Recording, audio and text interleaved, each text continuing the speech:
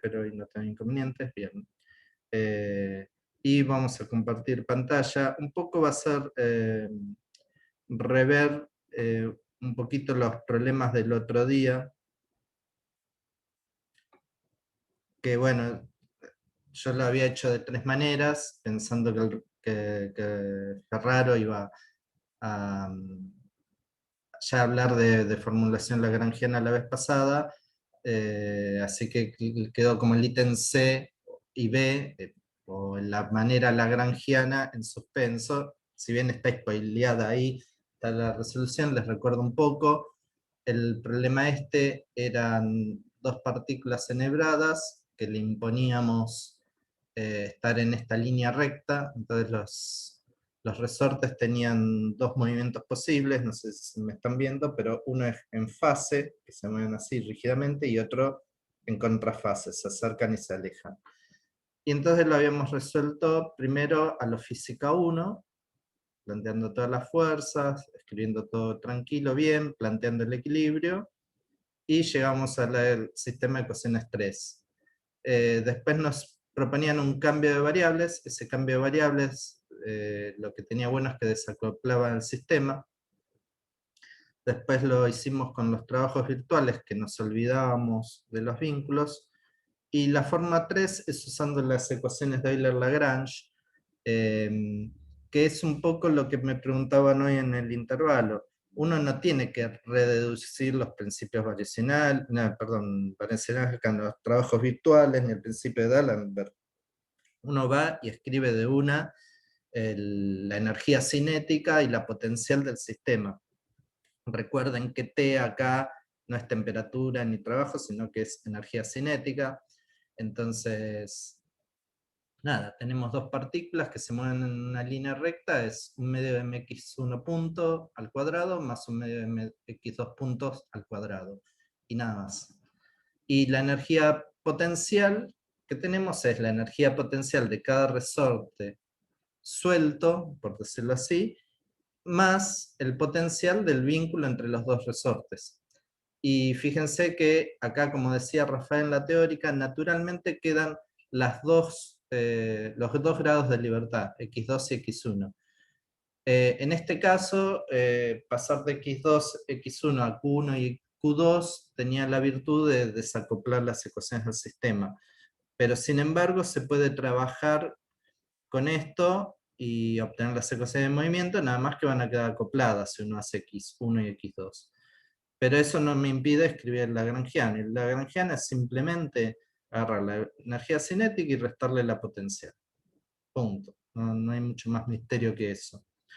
Entonces, pero como ya sabíamos que el sistema que nos proponían en el ejercicio 1 desacoplaba las ecuaciones de movimiento, usémoslo. Entonces, si uno trabaja un ratito, queda reescrito de esta manera. Acuérdense que Q1 era x1 menos x2 y Q2 era la suma. Entonces, después de un cachito, llegan a la ecuación 14. Y podría agrandar un poquito. Y nada, una vez que uno tiene acá, en términos de mis coordenadas Q1 y Q2, acá es sugerente que vamos a usar coordenadas generalizadas, pero no es indispensable que en cada problema usemos Q1, Q2. Si no sabemos cómo desacoplar el sistema, arrancamos con X1, X2 y vemos lo que nos da.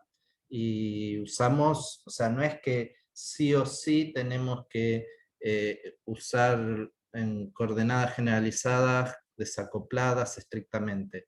Si nos avivamos mejor, porque nos hará el problema más, no sé si más ameno, pero más fácil. Y si no, bueno, habrá que hacer toda la cuenta, ¿qué va a ser?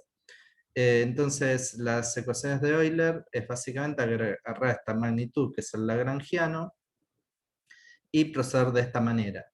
Mi recomendación es hacer las derivadas en el orden que está. En general no habría problemas en invertir los órdenes, pero como ahora no tengo presente todos los problemas, la recomendación es hacer las cosas en el orden que aparece.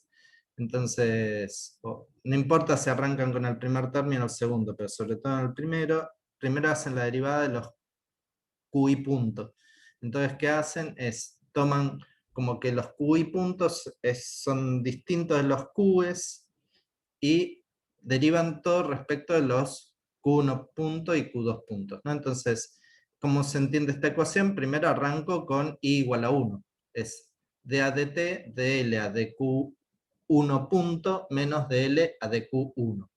Entonces agarro mi lagrangiano y me fijo dónde están los Q1 puntos. Acá está solo en el primer término. Entonces si hago la derivada de dl de Q1 punto, me queda un medio de m Q1 punto y ya. ¿Sí? Eso se ve, ¿no? Todos los demás no me interesa derivarlos, porque estoy haciendo solo con Q1 punto. Y después hago la derivada en el tiempo, de un medio de m Q1 punto. Como el único que depende del tiempo es Q1, me va a quedar un medio de m Q1 punto punto. Ese sería el primer término. Y después, eso es lo que hicimos acá, dl a dq1, me tengo que fijar en el lagrangiano quién depende de q1, que es este de acá, ¿no? Sería el primer término de la segunda parte. O sea, la primera parte del segundo término, ¿no? Un medio de k por un medio de q1 cuadrado, lo derivo respecto de q1, me queda un medio de k, q1. Como está restado, pasa sumando. Y lo mismo, bueno, esto es medio una pavada, ¿no? Pero lo mismo hay que hacerlo con q2 puntos y q2. Nada, hay que ser ordenado y sale, no tiene mayores inconvenientes. Y la ventaja de hacer esto es que no tuve que tener en cuenta vínculos, no tuve que tener en cuenta todas las interacciones, y este formalismo sale bastante directo. Una vez que me convencí que estas son las ecuaciones de movimiento, que es lo que hizo Rafael en la teórica, voy y uso directamente. Entonces llego en 2 pasos, lo que de la forma a la física 1, tal vez no era muy largo, pero tenía que hacer un planteo más prolijo, teniendo en cuenta todas las fuerzas, planteando condiciones de equilibrio, llegando a las ecuaciones y después desacoplarlas. Bueno, si acá lo que nos ahorraba hacer el cálculo del lagrangiano y las ecuaciones de Euler-Lagrange es todo este planteo, básicamente. Porque plantearlo en términos de la energía es más inmediato. Lo que no nos ahorra es si no elegimos la combinación de coordenadas adecuadas, el acople o desacople de las ecuaciones. Eso depende de la cancha y de la práctica de cada uno y de la dificultad del problema. Entonces, ahí más o menos el problema sale y nada, después una vez que, si entendieron la parte anterior, una vez que llegamos acá es más de lo mismo y no hay mucho que decir. Con respecto a las fuerzas generalizadas, o directamente hacemos esta derivada, y si no es evidente, hacemos lo que serían las ecuaciones de Euler-Lagrange, pero para la energía cinética. De cualquiera de las dos maneras tiene que salirles. Y como dijo Rafael, tanto velocidades generalizadas como fuerzas generalizadas no necesariamente me van a dar velocidades o fuerzas generalizadas. En este caso sí me dio así, pero no tiene por qué. Ese es el otro salto que uno hace cuando plantea estas cosas, que es una velocidad es una velocidad generalizada, que es la derivada en el tiempo de algo que tomé como una posición generalizada. Qué sé yo, no sé, un ejemplo trivial son la- en economía cuando hablan de la aceleración, desaceleración de la inflación, ahí los tipos hacen las mismas cuentas, quizás no estas porque no, pero las sí cuentas que uno conoce del cálculo matemático y aplicado con posiciones, velocidades, se refieren a otra cosa, nada que ver a lo que uno está acostumbrado. No digo que los economistas usen Lagrangiano, tal vez lo usan, no tengo ni la más pálida idea. Sí usan multiplicadores de Lagrange, pero no sé más que eso. Así que bueno, esto es lo que tiene de bueno esta parte, es que toda esta parte que en física 1 era muy trabajosa, ahora sale mucho más directa. Pero claro, ahora al tener esa parte solucionada, podemos animarnos a hacer problemas con mayores grados de complejidad. esperen que quiero dejar de compartir. Y eso Una era pregunta. sí.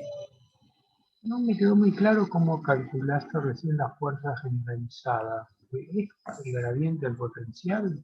Claro, porque vos decís que la fuerza básicamente deriva la fuerza es menos el gradiente de un potencial, ¿no? Es un concepto que usamos mucho no sé si en Claro, física 1, pero en física 3 sí. O sea, lo que hay que sí, sí. visualizar es que ahora, en vez de poner acá F y acá poner X, decimos, bueno, es una fuerza Q, que después, según el problema, y depende de las unidades que me quedan, le daré la interpretación correcta. Claro, lo que pasa es que lo habíamos visto con otra definición a la fuerza A lo mejor generalizada. lo viste de esta manera, acá. Está en la ecuación 17, que el FI es menos la derivada de B respecto de X1 por dx1 a Q1, que es más o menos lo mismo, ¿no? Acá es como que uno hizo la regla de la cadena. Acá creo que me está faltando la derivada, perdón. Acá puse dx1 dividido Q1, es dx1 a dq1. Después, como dice acá, después eso, bueno, encontré un nuevo error de tipeo, lo corregiré. Creo que esta es la que también contó hoy Rafael, que alguien le preguntó cómo era que llegaban a la FI, o no sé si fue una discusión que hicieron de derivada total y derivadas parciales. Bueno, tiene ya que ver con esto. ¿Sí? Gracias. No. Bueno, entonces comparto el otro problema. Carlos, ahí también estás usando que las fuerzas aplicadas son conservativas, ¿no? Por eso lo Sí, del potencial. sí, sí, Perfecto. sí, sí, si no, no podés. Bárbaro, gracias. Después, el otro problema que habíamos discutido el otro día, que claro, hicimos la parte A usando los principios de los trabajos virtuales, todo bien, pudimos sacar la tensión y el periodo, pero no hicimos la parte B. La parte B, bueno, de vuelta, este problema tenía una única coordenada generalizada. ¿Por qué? Porque teníamos que eran dos partículas que estaban restringidas a un movimiento unidimensional cada una, ¿no? O sea, esta que solo se puede mover vertical, esta que solo se puede mover horizontal. Entonces ya de las tres posibles dimensiones le sacamos dos, y dos son cuatro, y después teníamos un vínculo entre ellas que era mantener esta distancia constante. Ahí teníamos 5 vínculos, tenemos 2 por 3, o sea, 2 partículas por 3 grados de libertad son 6, menos 5 vínculos, 1. ¿Sí? Recuerden que para obtener los grados de libertad de partículas puntuales es 3n menos la cantidad de vínculos. 3n en el número de partículas por 3 por cada dirección de traslación, y se le restan los vínculos. Si fueran cuerpos gordos, o sea, tendríamos que agregarle los grados de libertad rotacional, y ahí tendríamos 6 grados de libertad a priori, y después se le restan los vínculos. Pero en estos que son puntuales, bueno, si hacemos 6 menos 5 da 1, entonces la coordenada generalizada acá, o el grado de libertad, conviene escribirlo todo en términos del ángulo, ¿no? Porque si yo sé este ángulo, sé dónde están cada una de las dos partículas. Entonces, lo que conviene acá es expresar todo en términos de este ángulo. Entonces acá es medio como natural que uno usa coordenadas polares o cilíndricas si quieren, tanto da. No. Entonces, bueno, acá está toda la primera parte, pero lo que por ahí vale la pena es quedarnos con la primera parte de las ecuaciones 9 y 10, las expresiones de x1 y x2 y y2, no toda la parte izquierda. Entonces, yo acá tenía x1 era L seno de tita, y 2 L coseno de tita. Estoy mirando solo la parte izquierda, ¿eh? Entonces, si hago la derivada de x1, me queda x1 punto, que es L por la derivada del seno de tita, que claro, uso regla de la cadena, queda coseno de tita, tita punto, y lo propio con i2 punto, ¿no? L es constante, no se deriva, la derivada del coseno es menos seno de tita, tita punto. Y claro, ahora con Lagrange me ahorro hacer esta parte, de acá, la parte derecha. Pero la parte izquierda no zafo, la tengo que calcular igual. Entonces, escribo la ecuación de la energía cinética para cada partícula. La energía cinética de partícula 1 es un medio de m1 x1 punto cuadrado, esa cuenta ya la tengo acá, es L cuadrado, tita punto cuadrado, coseno cuadrado de tita. El potencial de la partícula 1 yo elegí que I igual a 0 está justo en la altura del alambre horizontal, ¿no? Así como está acá. ¿Sí? Lo que no sé si puse bien ahora es el potencial, pero bueno, acá, el potencial acá sí está puesto es 0, pero me refiero a la otra. Me parece que yo lo hice apuntando para arriba. Y acá tengo un medio de m2 y 2 puntos al cuadrado, y 2 puntos es L cuadrado, tita punto cuadrado, seno cuadrado de tita, y el potencial, a ver, tiene que ser, el potencial para abajo es M2G, G lo tomo como positivo, ¿está bien? G en módulo. Entonces la energía potencial gravitatoria es M2G con esta elección. Como la fuerza deriva de menos un potencial, el potencial tiene que ser menos M2G por esta altura. Y esta altura es L coseno de tita. ¿Está bien? Sí, lo había hecho bien. Acá siempre sean cuidadosos con esto porque es una pavada, pero a veces uno mete la gamba. Acá lo que está implícito es que el valor de G yo lo puse en módulo, ¿no? Acá no, si no, lo hice con signo equivocado, y si lo hago con signo equivocado, después las ecuaciones de movimiento a las que llego van a estar mal. Sean cuidadosos, son detalles tontos, pero son los detalles en los que uno se equivoca. Y en estas materias, equivocarse en el primer detalle hace que después todo lo que hagas, aunque sea un montón de laburo, termina estando mal.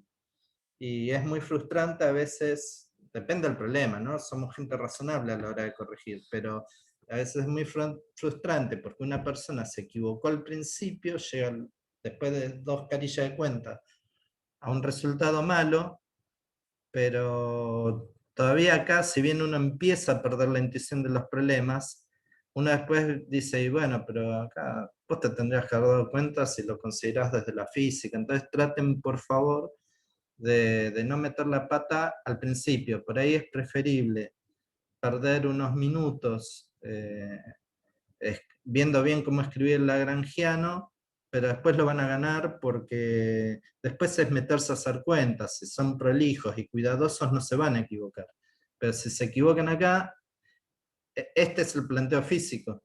Después, una vez que llegan acá y llegan a esta ecuación de Euler-Lagrange, es todo darle a la maquinita. Entonces traten de ser cuidadosos. Es muy fácil equivocarse, ¿eh? Yo no les digo que, o sea, yo siempre acá tengo que parar un poquito porque a veces me acelero y meto la pata. Entonces, traten por favor de ser cuidadosos cuando plantean la energía cinética y la energía potencial. Yo acá les doy como un cierto orden, ¿no? Yo lo hice partícula por partícula, el que lo quiera escribir de una, lo escribe de una, pero siempre está bueno escribir los problemas de manera modular, porque así uno puede identificar dónde mete la pata y no tener que corregir todo, qué sé yo, es una historia ya vieja, ¿no? Ya ustedes cursaron un montón de materias, ya calculo que ese orden ya lo llevan, pero yo lo comento, qué sé yo. Entonces nada, después uno escribe el lagrangiano, eso sale directo, yo acá hice algunas cositas que, eso es ya gusto personal, donde yo puedo sacar factor común, lo saco, porque después me alivian a cuenta, pero eso depende de cada uno. Pero fíjense que estos problemas tienen muchas estas cosas, que aparecen muchas proyecciones, tratan de no confundirse con los cosenos y los senos. Acá esto yo lo dejé medio preparado, como que si me dicen M1 igual M2, directamente pongo M1. pero acá todavía no me lo dicen. Pero escrito así, para mí es más sencillo identificar las ecuaciones, ¿no? Porque, fíjense, tengo que derivar primero el lagrangiano respecto de tita punto. Y acá el primer término es el único que tiene tita punto, entonces me va a quedar L cuadrado tita punto por todo el paréntesis. Y una vez que tengo eso, después lo derivo en el tiempo. Y bueno, me quedará L tita 2 puntos por el paréntesis más L cuadrado tita punto por las derivadas en el tiempo de esto, que ahora sí hay que calcularlos, porque el tiempo afecta a los dos, tanto a las titas como a los tita puntos. Por eso les digo, ojo con Ahí el es una orden. derivada total respecto del tiempo. Claro, o sea, acá hacen la derivada en el tiempo. Y digo, pero cuidado que lean, que no es una derivada parcial respecto del tiempo, sino un d a dt. No, claro, porque los tita y los tita puntos dependen del tiempo. O sea, acá no es que esto me va a dar 0. Esto da, hay que hacer la cuenta. Y acá, bueno, lo que depende solo de tita, bueno, acá no es tan sencillo porque está pero también están estos de acá. Entonces acá va a quedar una expresión un poco más complicada. Y bueno, acá hay que elaborar un ratito y en algún momento van a llegar a esto. O sea, fíjense que acá no es tan sencillo como en el caso anterior. Después, una vez que llegaron a esto, bueno, era el análisis que hicimos la clase pasada, qué pasa si son iguales, entonces toda esta porquería desaparecía, esto se simplificaba un montón, pero si no, es esto, y es lo que es.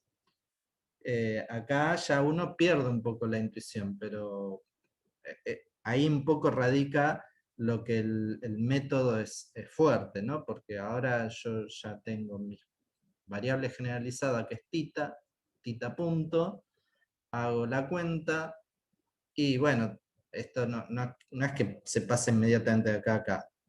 Hay que estar un ratito, no mucho, depende de los cancheros que sean, puede ser 5 minutos, 20 minutos, pero si no le pifié en ninguna cuenta, tienen que llegar a esto. Entonces,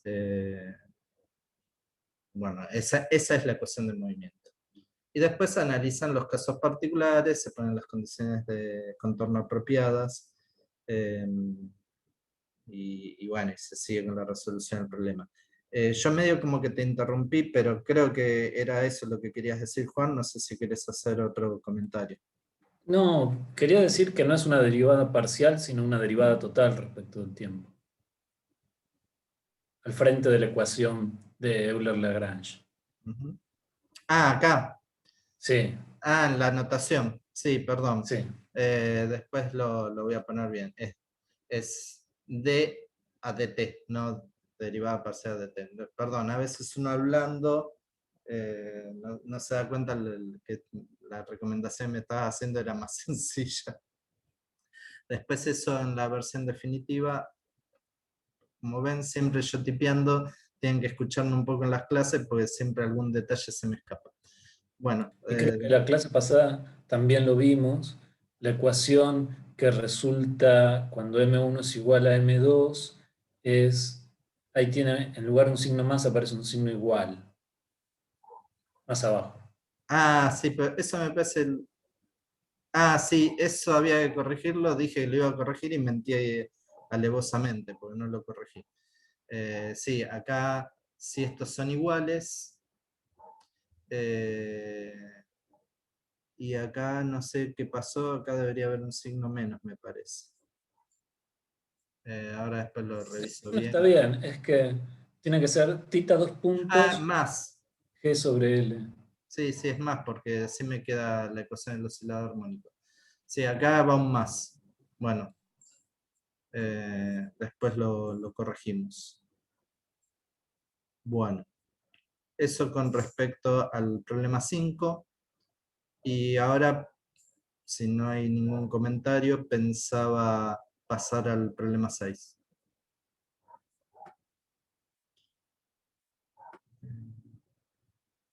Sí, gracias, Juan. A veces esas cosas se me pifian.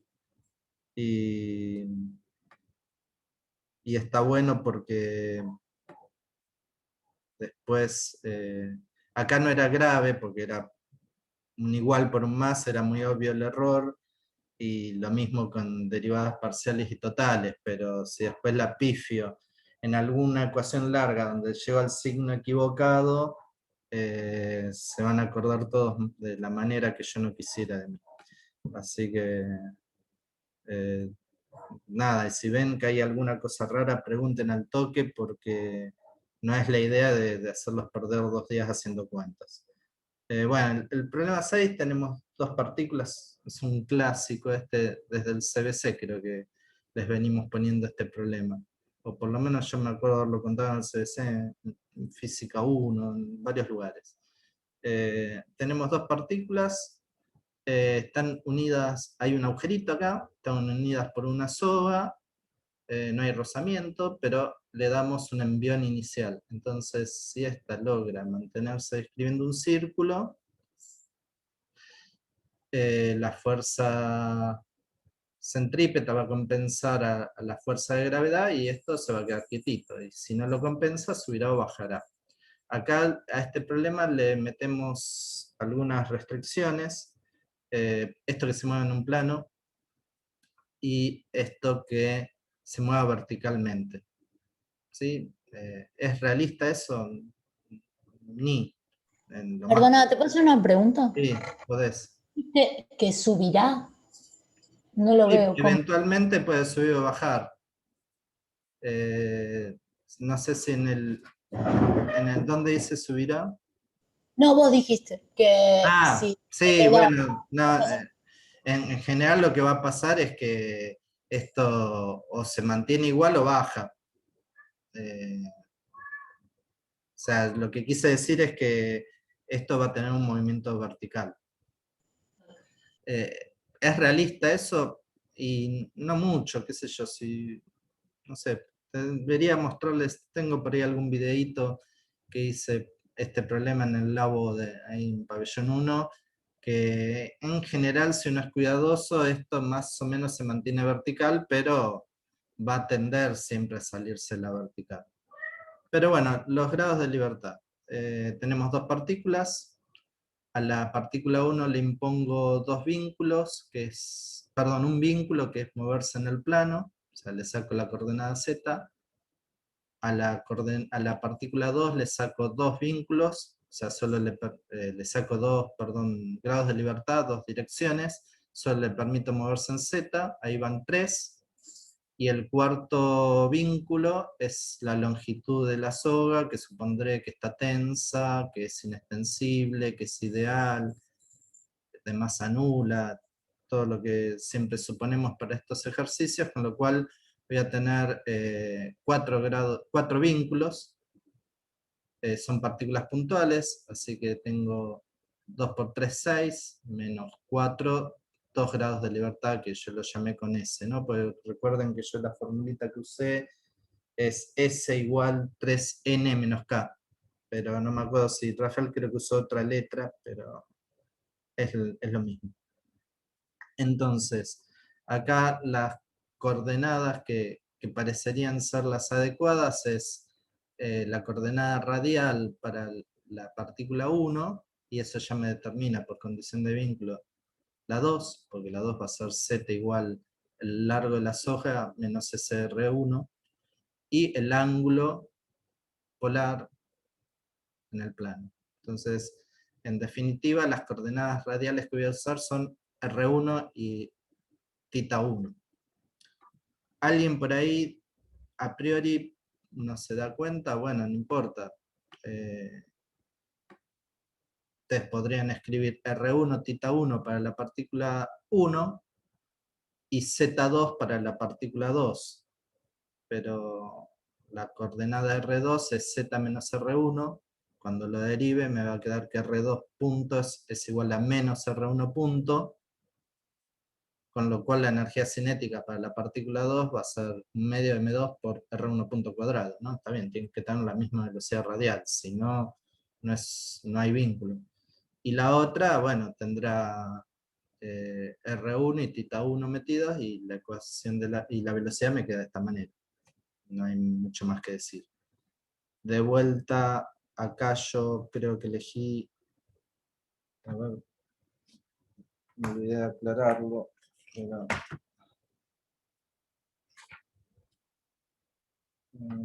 estoy viendo si elegí el I para arriba o el I para abajo.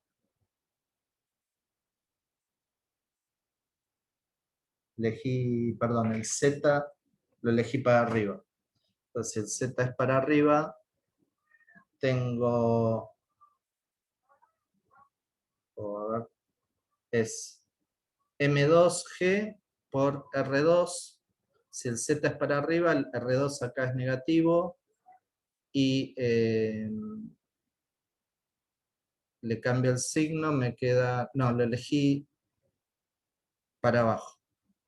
Entonces me queda M2G por R2.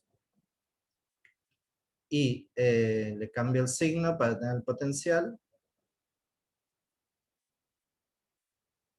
Sí, es la fuerza gravitatoria es M2G, positiva para abajo, y con este menos me queda menos mg por R2. Y R2 es Z menos R1, pero Z en realidad es L, el largo de la soga. Así que ya está. A ver, lo puse bien. Z es, perdón, L menos R1. Bueno, y una vez que tengo eso, ya está. Armo mi lagrangiano. Acá creo que fui un poco más detallado a la hora de calcular que de vuelta acá es la derivada total. Tengo que sumar las dos, ¿sí? Entonces me va a quedar un medio de M1 por R1 punto cuadrado más un medio de M2 por R1 punto cuadrado. Derivo respecto de R1 punto, el un medio se me va, me queda la suma de las dos por R1 dos puntos. Y después tengo que hacer de L a DR1. Entonces acá, fíjense que aparte de este, que es la derivada obvia, ¿no? O sea, tengo que derivar este, me va a quedar más M2G, pero acá también me aparece una derivada, 2R1, que me queda un M1R1 θ punto cuadrado. Puse 1 y 2, pero en realidad R es R y θ es θ, θ1 es θ. Así que por ahí después en algún momento cambio. Entonces la primera ecuación me queda así directamente. La siguiente tengo que hacer lo mismo con θ1, va a quedar igual, pero acá hay una particularidad. Que acá me parece estoy medio spoileando lo próximo que va a contar Rafael para variar, pero bueno. Fíjense que no hay dependencia explícita con θ1 en el lagrangiano. El lagrangiano, que era la energía cinética menos la energía potencial. En la energía cinética de las dos partículas no aparece ningún θ, y en el potencial tampoco.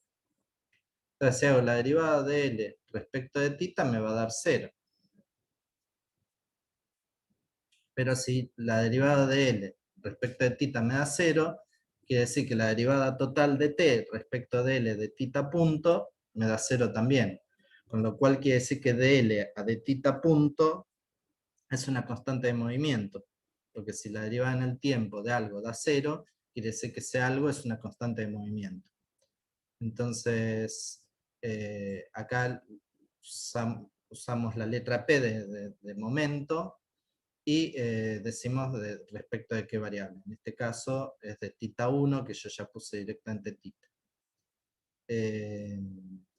Y bueno, lo que estoy diciendo básicamente es que de L a de θ1 punto, se hacen la cuenta, es mr1 cuadrado θ1 punto es igual a p θ. Y lo que pueden después ustedes chequear que ese es el LZ, el momento angular en Z. Si ustedes hacen M cruz B, R cruz P, y lo escriben en polares, les va a dar eso. O sea, en este caso, cuando tengo esta Cuando pasa esto, se dice que la variable esa es cíclica. Y si pasa eso, tiene una magnitud conservada. En este caso es el momento angular en Z. ¿Para qué me sirve eso? Bueno, me sirve para calcular las integrales primeras. Porque dice, creo acá, calcule la integral primera. Bueno, la integral primera es, básicamente es calcular la primitiva. Yo acá puse las dos ecuaciones de Lagrange, la que depende de R y la que depende de θ. La que depende de θ la paso rápidamente, pero la dejo resuelta. Y me voy a la otra, que es la que por ahí es más potable. O que por ahí me va a dar la otra integral primera que necesito. Fíjense que acá aparece R1 dos puntos, R1 y θ1 punto. Entonces uno dice, pero esta ecuación me depende de dos variables mínimamente, R1 y θ1. En el tiempo es una ecuación diferencial complicada. Pero de lo de recién, yo acá las puedo vincular. Entonces digo, espera, si yo de acá despejo θ1 y lo elevo al cuadrado, me aparece un P, que lo llamé LZ. Entonces me queda que donde decía θ1 punto al cuadrado, puedo reemplazarlo por LZ cuadrado dividido M1 cuadrado, R1 cuarta, un M1 se me va a ir, un R se me va a ir, me va a quedar este término de acá, M1, R1, θ1 punto, me va a quedar LZ cuadrado, M1, R cubo. Hay que despejar θ1 punto y reemplazarlo acá, básicamente. Lleva un par de minutos, pero o menos. Y les va a quedar una ecuación que solo depende de R ahora. ¿Sí? Fíjense que esto ahora tengo R derivado dos veces en el tiempo y R. O sea, reduje la dimensionalidad del sistema usando el hecho de que θ1 punto estaba vinculado a una cantidad conservada en el tiempo. Y esto, si lo miran un poco, yo puedo obtener relativamente fácil la primitiva. La primitiva de M2G es M2GR. O sea, puedo escribir a M2G como la derivada respecto a R de M2 por G por R. Ese es el último término. Lo mismo puedo hacer acá. La primitiva de LZ cuadrado M1 R cubo es menos L cuadrado dividido 2 M1 R cuadrado. Con el otro menos se hace más, y ahí tengo la primitiva. Y la que falta es M1 más M2, R2 puntos, que es igual a esto. Ustedes dirán, bueno, es medio caprichoso. Bueno, no. El truco para escribir R2 puntos como su primitiva es este. Hago de R punto punto es la derivada de la velocidad respecto al tiempo. O sea, me queda dr punto a dt, después multiplico y divido por r, entonces me queda dr punto a dr por dr a dt, que es r punto. Y la primitiva de r punto es un medio de r punto cuadrado. Entonces acá, usando la regla de la cadena, zafo y puedo escribir de una manera relativamente sencilla la primitiva respecto de r de la aceleración. Y entonces donde dice R2 puntos me queda un medio de R punto cuadrado, y bueno, el M1 más M2, que no dependía de nadie, se mete adentro, y lo que me queda es la energía mecánica del sistema. Esta es la integral primera. Fíjense que este es un resultado que puedo trabajar de la manera parecida al que trabajamos hace 2 semanas atrás, el primer ejercicio con un potencial efectivo. ¿Quién es el potencial efectivo que me queda ahora? Todo lo que dependa de R, explícitamente. Que no es el mismo potencial del que partí. Por eso se llama potencial efectivo. Pues sí, es como si fuera es el potencial que efectivamente siente la partícula, pero no es del que partí yo. Yo partí y dije, mal, potencial gravitatorio de esta partícula era M2G por la altura. pero en realidad, al darme cuenta que el LZ se conserva, yo pude reescribir toda la parte que dependía de θ punto como si fuera un potencial efectivo. Es como que ese giro me genera básicamente algo que se agrega a la coordenada R, que es lo que me compensa las velocidades permitidas que puedo tener para un dado nivel de energía. Entonces ahora yo, a partir de esta ecuación, después puedo resolverlo en términos de las condiciones iniciales del problema. Condición inicial del problema es que este es un medio de mv0 cuadrado, ¿sí? Recuerden que la condición inicial era esta. Y después tengo este m2g por L menos R0. Entonces, de ahí puedo obtener, puedo analizar, hacer un análisis de esta función, ver dónde se va infinito, dónde tiene un mínimo. Entonces, alrededor de ese mínimo son posiciones de equilibrio, al cual puedo hacerle perturbaciones y calcular frecuencias de oscilación, todo el mismo análisis que hicimos antes. Así que bueno, básicamente esta es la ventaja. En este caso, me parece nos ahorra mucho trabajo. Claro, hay que hacer algunas cuentas que por ahí no estamos del todo acostumbrados todavía, pero salen, y son las que vamos a hacer siempre. Acá la tensión sale rápido, o sea, casi como que yo no haría fuerza generalizada, ¿no? Pues directamente es la segunda ley de Newton. Y como el R2 puntos ya lo tengo, de donde lo tengo, lo puedo sacar de acá, ¿sí? Directamente. Entonces tengo una expresión, ¿sí? De esta ecuación sin integrar, ya tengo el R2 puntos. Entonces voy y reemplazo y ya está. Saco T, lo paso restando, y también es interesante, o sea, yo acá puse solo un reglón, parece que el problema es una pavada, no es una pavada. Después está bueno que una vez que tengan la expresión, que la grafiquen y hagan algún tipo de análisis. No sé si yo tengo acá para mostrarles. Esas son siempre las partes que no copio de mi carpeta, pero bueno, pasa que también lo hago todo en letra chiquitita, pero qué sé yo, van a sacar grafiquitos, no sé si se ven, pero de este estilo. O sea, hay que... ¿Dónde está? Ahí. Bueno, encima, si está mi ventanita chiquita no se va a ver, pero está bueno graficar el potencial efectivo por sí solo. Potencial efectivo son estos dos últimos términos de la ecuación azul. Está bueno graficar, ponerle un nivel de energía, entonces uno puede buscar puntos de retorno, si hay estados ligados o no.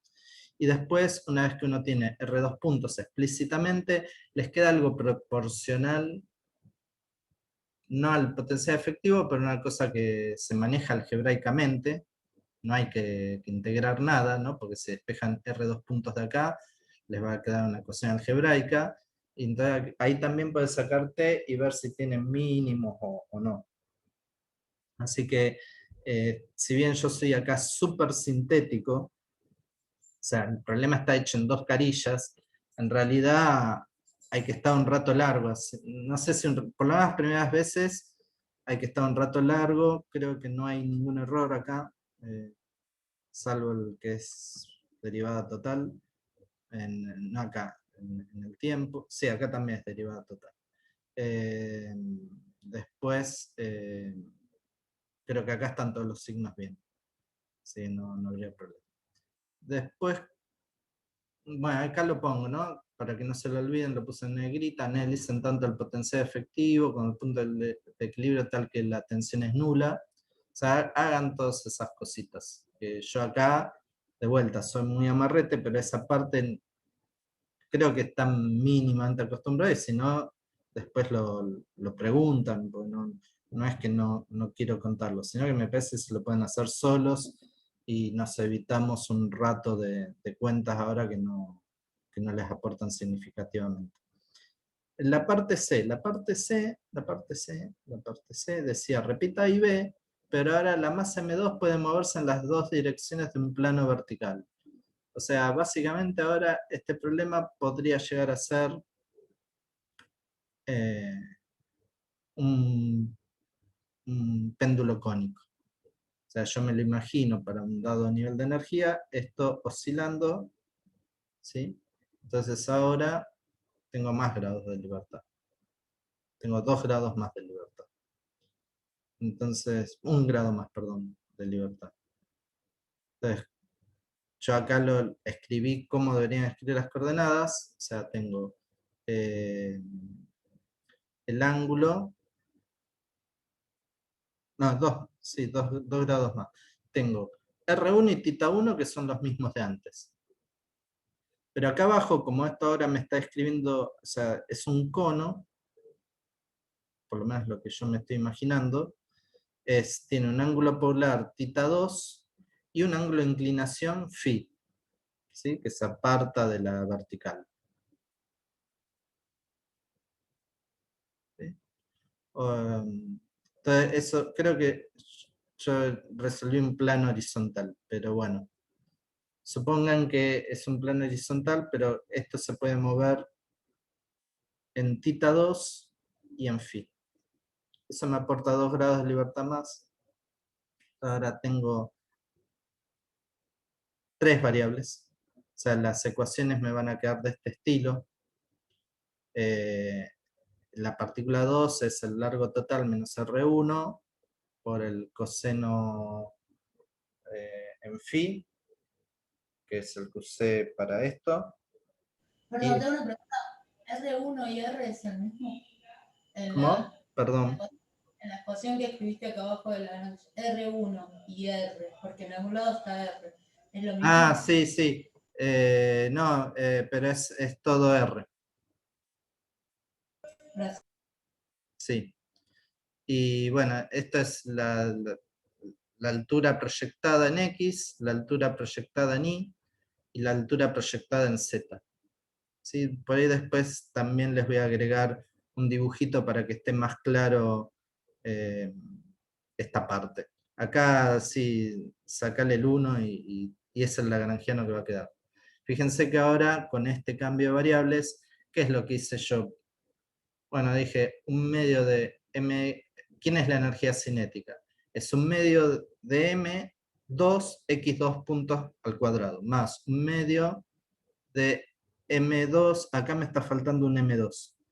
Un medio de m2 y 2 puntos cuadrados, más un medio de m2 z2 punto cuadrado, más un medio de m1 x1 punto cuadrado, más un medio de m1 x2 punto al cuadrado, hice el cambio de variable, llegué a esto, acá me falta m2, y esta es ahora la energía potencial, pero además de considerar la altura, considero que se apartó de la vertical. Entonces ahora voy a tener 2 coordenadas cíclicas, porque fíjense que phi punto solo aparece en como derivada, como velocidad generalizada, pero no aparece como coordenada generalizada. Y tengo que θ1 punto solo aparece como θ1 punto y no aparece θ1, o sea, tengo el momento angular en z que tenía antes, y ahora aparece un nuevo momento angular en z. Eso corrijo después en el enunciado acá, pongo un plano horizontal, sí, horizontal, y me aparecen 2 coordenadas cíclicas ahora. Entonces tengo 2 conservaciones. Y bueno, ahora resolver este problema es un poco más engorroso, sacar las ecuaciones de Lagrange también, ponerlo en términos de los petit y phi. Es más complicado acá seguir distinguiendo θ1 y θ2 porque esas en principio no están conectadas. Y bueno, y nada, hay que elaborar un montón y van a llegar a expresiones, a ver si tengo acá a mano.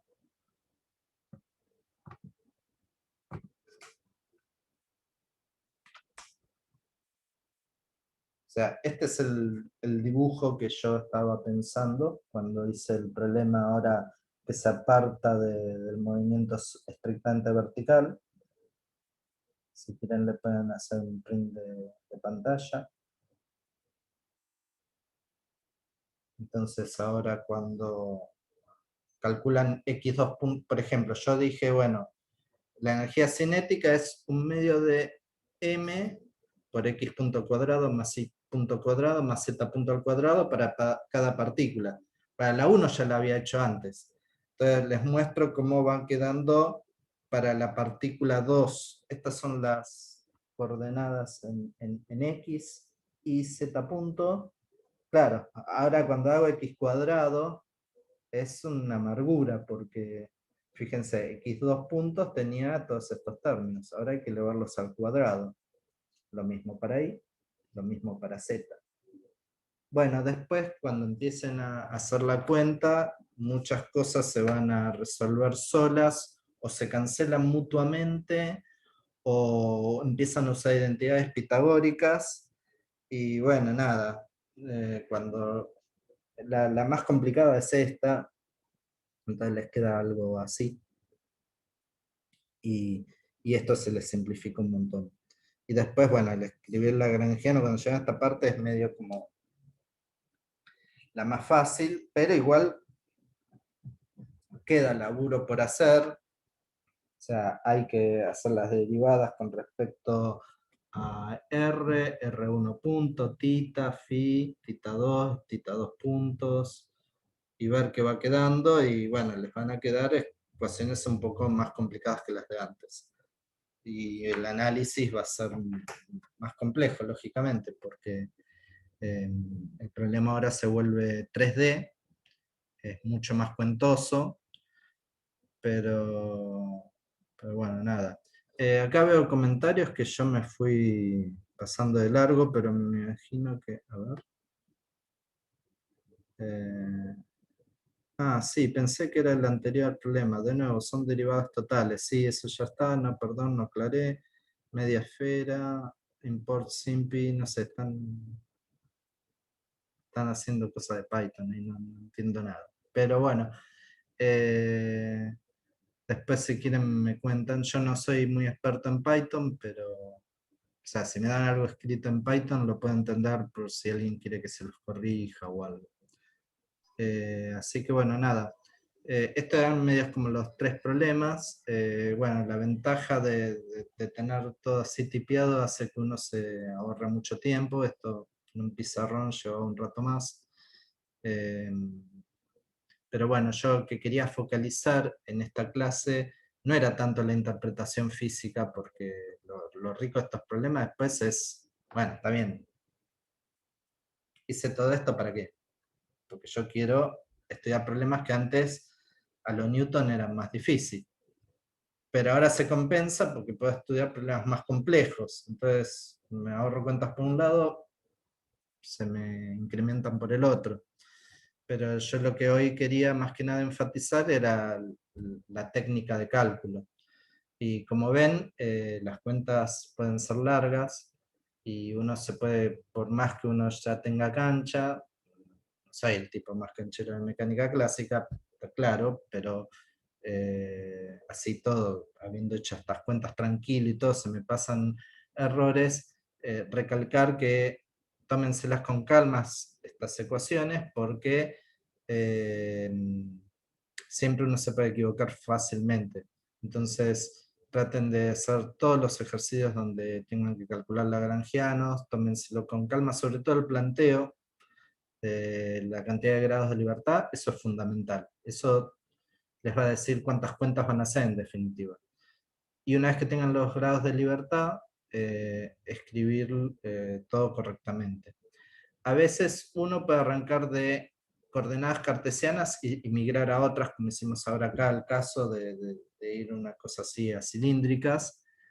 Y muchas veces cuando uno empieza a escribir la geometría del problema, ya medio como que solo uno se empieza a dar cuenta cuáles son los grados de libertad y cuáles son los vínculos. Al principio, cuando uno empieza con estos problemas, bueno, claro, con el 1, con el 5 son medio sencillos, pero cuando empieza la cosa a ponerse espesa, esa gimnasia ayuda mucho, que bueno, de última es lo que uno tiene que estar canchero en esta parte. Y después, bueno, nada, si bien esto es lo que les va a insumir mucho tiempo, después está bueno que uno intente, una vez que, bueno, llegué, tengo el resultado, bueno, ahora me lo pongo a analizar un poquito, porque si no, ¿para qué hice toda esta cuenta? O sea, toda esta cuenta la hago porque esta técnica me ayuda. O sea, no es que todo en la vida sale haciendo cálculo numérico, hay que sentarse, hacer las cuentas en papel y lápiz, meditarlas, cuál es la manera que más conviene hacer, y eventualmente, después, si la ecuación diferencial que me queda no es resoluble analíticamente, bueno, ahí me mando, pero primero tener el panorama completo, ¿no? Qué sé yo, por ahí en 100 años hay una calculadora de Lagrangianos y esto se volvería como la discusión en que tengo que saber las tablas de multiplicar o solo saber tipear en la calculadora, pero de momento esto me parece, además da un manejo que de otra manera uno no lo logra. Así que bueno, yo paro de hablar acá. Una pregunta. Me quedó